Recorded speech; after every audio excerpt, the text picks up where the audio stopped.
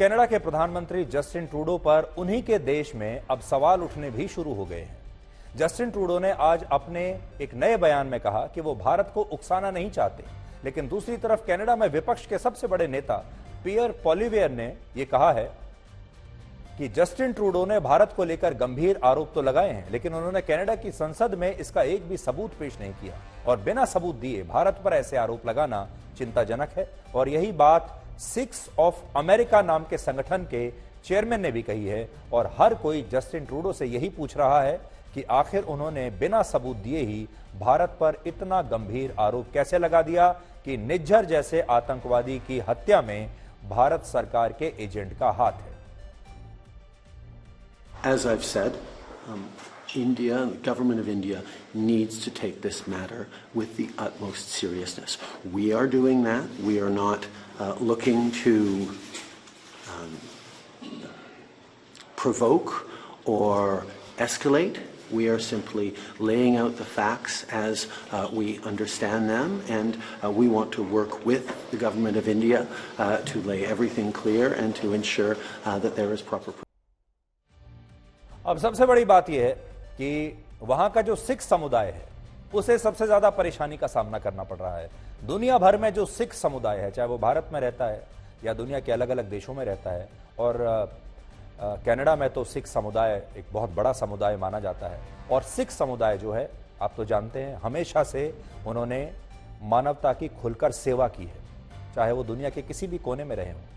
और सिख समुदाय के जो लोग हैं कनाडा में भी, वो अपना टैक्स भी देते हैं, एक शरीफ नागरिक की तरह रहते हैं, कोई वो कानून वहां तोड़ते नहीं है। लेकिन इन मुट्ठी भर खालिस्तानियों की वजह से जो धर्म का भी इस्तेमाल कर रहे हैं, आतंकवाद का भी इस्तेमाल कर रहे हैं, और असल में इन खालिस्तानी आतंकवादियों ने धर्म और राजनीति को मिला दिया है। धर्म और आतंकवाद को मिलाकर उसका एक मिश्रण दुनिया के सामने पेश करने की कोशिश कर रहे हैं, जिससे सिख समुदाय को अब हर जगह पर यह परेशानी का सामना करना पड़ सकता है। और कनाडा में भी जो सिख समुदाय के जो लोग हैं, जिनका इस पूरे मूवमेंट से कोई लेना देना नहीं है, जैसा मैंने आपको कहा, सिख कम्युनिटी जो है वो तो ऐसी है जिन्होंने हमेशा मानवता की सेवा की है, मुसीबतों का साथ नहीं दिया है, उनकी रक्षा भी की है। अब ऐसे जो लोग हैं वो भी ये जो खतरनाक परिस्थितियां हैं उसमें बीच में उसके पिसने लगेंगे। खालिस्तानी आतंकवादियों को लेकर जो गलती आज जस्टिन ट्रूडो कर रहे हैं, आज वो प्रधानमंत्री हैं कनाडा के, एक जमाने में यही गलती उनके पिता ने भी की थी, जब जस्टिन ट्रूडो के पिता कनाडा के प्रधानमंत्री हुआ करते थे। जस्टिन ट्रूडो के पिता का नाम था पियर ट्रूडो, और वो उस दौर में कनाडा के प्रधानमंत्री थे जब भारत के पंजाब राज्य में खालिस्तान का आतंकवाद, खालिस्तान के नाम पर जो आतंकवाद चल रहा था, अपने चरम पर था। और जनरल सिंह भिंडरवाला और तलविंदर सिंह परमार जैसे खतरनाक आतंकवादी पंजाब में लोगों का खुलेआम खून बहा रहे थे। उस जमाने की बात है।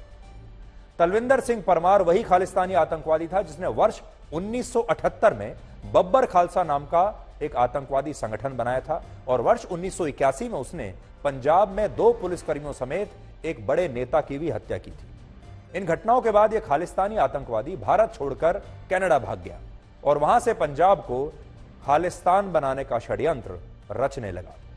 यह बात है वर्ष 1981 और 82 की, जब भारत की प्रधानमंत्री इंदिरा गांधी थी और कनाडा के प्रधानमंत्री थे पियर ट्रूडो, जो आज के प्रधानमंत्री जस्टिन ट्रूडो के पिता थे। उस समय इंदिरा गांधी ने पियर ट्रूडो से यह अनुरोध किया कि उन्हें तलविंदर सिंह परमार को भारत को सौंप देना चाहिए, क्योंकि वो भारत के लिए एक बहुत बड़ा खतरा है, वो भारत का मुजरिम है, उसे भारत को सौंप दो। लेकिन पियर ट्रूडो ने तब इस अनुरोध को यह कहकर अस्वीकार कर दिया कि कनाडा बिना किसी संधि के किसी भी ऐसे देश को कोई भी अपराधी नहीं सौंप सकता जो ब्रिटेन की महारानी को अपना राष्ट्र प्रमुख ना मानता हो। यानी कॉमनवेल्थ जो कंट्रीज हैं वो तो आपस में भेज सकते हैं, लेकिन भारत क्योंकि उससे अलग है, उन्होंने कुछ ऐसा कानूनी दांव पेच निकाला कि भारत और कनाडा के बीच में यह संधि नहीं हो सकती। आजकल तो आपने देखा होगा बड़े बड़े देशों के बीच में अपराधियों को लेकर ट्रीटीज हो चुकी हैं, एक्स्ट्राडिशन ट्रीटी हो जाती है, संधियां हो जाती हैं, और बड़े बड़े देशों की जो सिक्योरिटी एजेंसी हैं, सरकार हैं, वो आपस में कोऑपरेट करते हैं कि अगर आपका कोई अपराधी हमारे यहां आया हुआ है तो हम उसको आपके यहां भेज देंगे। इस तरह की संधियां हैं। लेकिन तब पियर ट्रूडो ने इंदिरा गांधी की मदद करने से इनकार कर दिया और कहा कि वो तलविंदर सिंह परमार को नहीं भेजेंगे। और पियर ट्रूडो ने उस जमाने में तलविंदर सिंह परमार को भारत से बचाकर जो गलती की, उसकी कीमत 329 लोगों को अपनी जान देकर चुकानी पड़ी थी।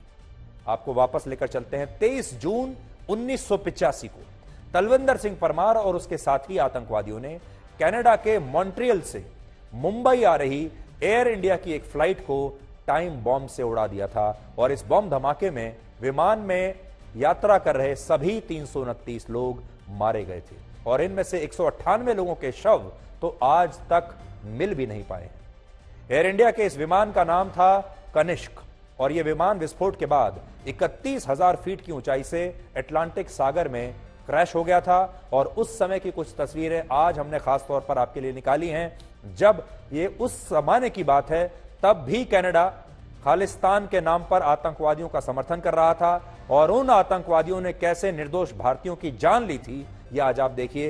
एयर इंडिया का विमान जिसमें 329 लोग थे उस जमाने में, वो कैसे बम धमाके में क्रैश होकर 1985 में समुद्र में जाकर गिर गया था। उस समय की तस्वीरें आज आपके सामने हैं। क्या आज आप कल्पना भी कर सकते हैं कि किसी विमान में बॉम्ब रख दिया जाए और उस बॉम्ब से उस पूरे के पूरे विमान को ही उड़ा दिया जाए? यह हुआ है।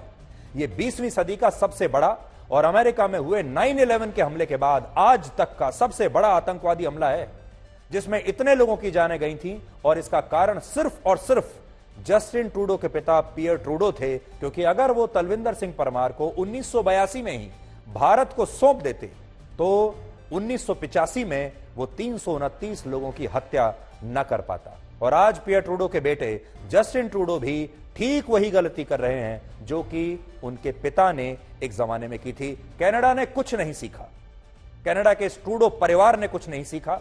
पिता ने एक के बाद एक गलतियां की और उनका जो पुत्र है वो भी वही गलतियां कर रहा है। आज यहां एक बड़ा सवाल यह भी है कि खालिस्तानी आतंकवादी पाकिस्तान के पंजाब प्रांत को खालिस्तान बनाने की मांग क्यों नहीं करते? अब यह बात आप ध्यान से सुनिएगा और सोचिएगा कि जो खालिस्तान के आतंकवादी हैं उनकी नजर है भारत के पंजाब राज्य पर, लेकिन यही पंजाब पाकिस्तान में भी है। उस पर खालिस्तान के आतंकवादियों की नजर क्यों नहीं है? क्या उसे वो पंजाब नहीं मानते? वो जो इलाका है पाकिस्तान में पंजाब का, उसे वो खालिस्तान क्यों नहीं बनाना चाहते और सिर्फ भारत के पंजाब को ही खालिस्तान क्यों बनाना चाहते? मुगलों के जमाने में जब संयुक्त पंजाब पर सिख साम्राज्य का शासन था और महाराजा रणजीत सिंह इस साम्राज्य का नेतृत्व कर रहे थे, तब इस सिख साम्राज्य की राजधानी लाहौर हुआ करती थी, जो आज पाकिस्तान में है। आप सब जानते हैं लाहौर शहर पाकिस्तान में है इस समय, और यही उनकी राजधानी था। इसके अलावा वर्ष 1947 में जब भारत आजाद हुआ और जब भारत का बंटवारा हुआ, तब संयुक्त पंजाब का 62% हिस्सा पाकिस्तान में चला गया और भारत के हिस्से में इसका सिर्फ 38% क्षेत्र ही तब आया था। बड़ी स्क्रीन पर आपको देखिए, आप इस नक्शे पर पंजाब के बारे में मैं आपको दिखाता हूं। यह संयुक्त पंजाब है।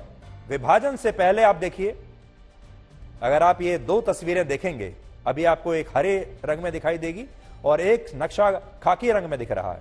यह संयुक्त पंजाब था आजादी से पहले।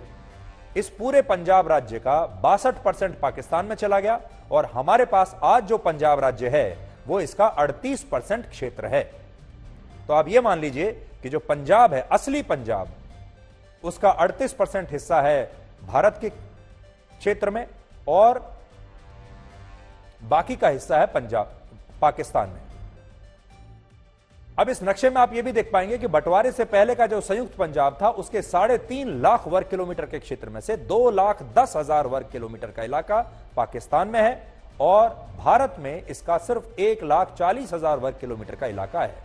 और इस हिसाब से खालिस्तानी आतंकवादियों को पाकिस्तान के पंजाब प्रांत को खालिस्तान बनाने की मांग करनी चाहिए थी, लेकिन वो सिर्फ भारत के पंजाब राज्य को ही खालिस्तान बनाने की मांग करते हैं और इसका एक बड़ा कारण पाकिस्तान ही है। उदाहरण के लिए, जिस हरदीप सिंह निज्जर की हत्या को कनाडा की सरकार अपने देश की संप्रभुता पर हमला बता रही है। उस हरदीप सिंह निज्जर को शरण कनाडा में मिली हुई थी, लेकिन उसे मदद पाकिस्तान भेजता था। यानी यह पाकिस्तान और कनाडा का जॉइंट वेंचर था। सबसे जो हैरान करने की बात है, जिससे सुनकर आपका भी खून खौल उठेगा, ये जो निज्जर है यह आतंकवादी था, और इस आतंकवादी को कनाडा के प्रधानमंत्री कनाडा का नागरिक बता रहे हैं और कह रहे हैं कि भारत सरकार के एजेंट्स ने कनाडा के एक नागरिक की कनाडा में आकर हत्या कर दी। सोचिए, हमारे लिए जो आतंकवादी है, जो भारत का अपराधी है, उसे कनाडा के प्रधानमंत्री और सरकार वहां का एक नागरिक मानते हैं, बस, इससे ज्यादा कुछ नहीं। वो उसे आतंकवादी नहीं मानते। और ये जो निज्जर है, वर्ष 2013-14 में उसने पाकिस्तान में जगतार सिंह तारा से मुलाकात की थी, जिसने पंजाब के पूर्व मुख्यमंत्री बेअंत सिंह की हत्या का षड्यंत्र रचा था।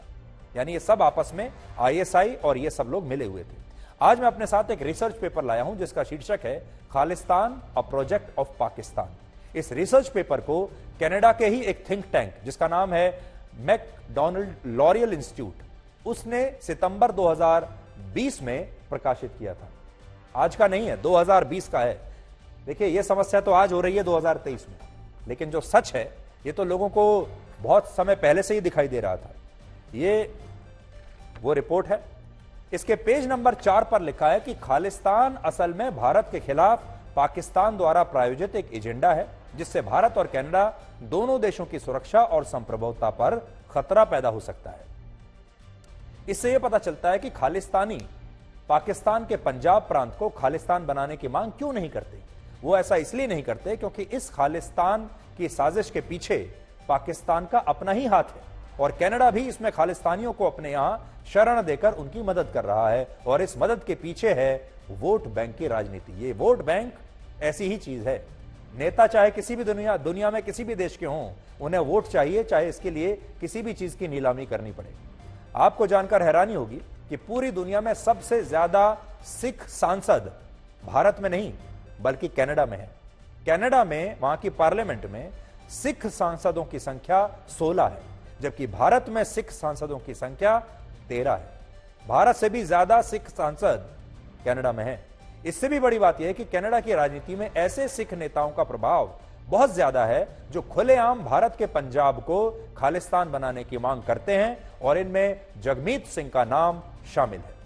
यह वही सांसद है, वही नेता है जिसकी पार्टी के 24 सांसदों के समर्थन से जस्टिन ट्रूडो अभी फिलहाल कनाडा के प्रधानमंत्री बने हुए हैं। और इसलिए जस्टिन ट्रूडो की यह मजबूरी है कि वो खालिस्तानियों को अपने देश में नाराज नहीं कर सकते। अगर उन्होंने नाराज किया तो ये सारे जो नेता हैं खालिस्तान के समर्थक, ये अपना समर्थन वापस ले लेंगे। इसके अलावा एक दूसरी वजह यह भी है कि कनाडा में 1.5 साल बाद फिर से नई सरकार के लिए चुनाव होने वाले हैं, और वहां सिख समुदाय की आबादी 2% से भी ज्यादा है। और जस्टिन ट्रूडो की लिबरल पार्टी को लगता है कि अगर वो खालिस्तानियों के प्रति नर्म रहेंगे तो इससे चुनावों में सिखों के वोट उसे मिल जाएंगे। लेकिन यह गलतफहमी है। हमारा यह मानना है कि कनाडा में रहने वाले ज्यादातर सिख आज भी देशभक्त हैं, भारत से उतना ही प्यार करते हैं, पंजाब से उतना ही प्यार करते हैं, और वो खालिस्तान बनाने के पक्ष में नहीं है। ये तो वीडियो बनाने के लिए कुछ सैकड़ों या मान लीजिए कुछ हजार, 1-2 हजार लोग इकट्ठा वहां पर हो जाते हैं, उसके वीडियोस बनाए जाते हैं। इनका प्रचार तंत्र बहुत मजबूत है।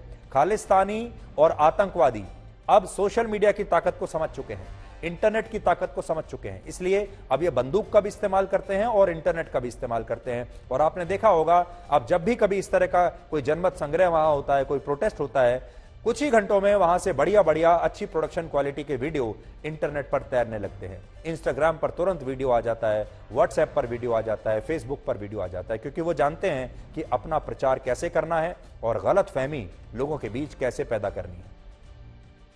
ये जो लोग आप देख रहे हैं, ऐसे लोगों की संख्या मुट्ठी भर है जो खालिस्तान की बात करते हैं, लेकिन क्योंकि ये लोग कनाडा की राजनीति में काफी शक्तिशाली हो गए हैं, इसलिए कनाडा की सरकार पर भी इनका असर दिखता है। वरना ज्यादातर सिख समुदाय के लोग आज भी इन खालिस्तानियों के साथ नहीं है।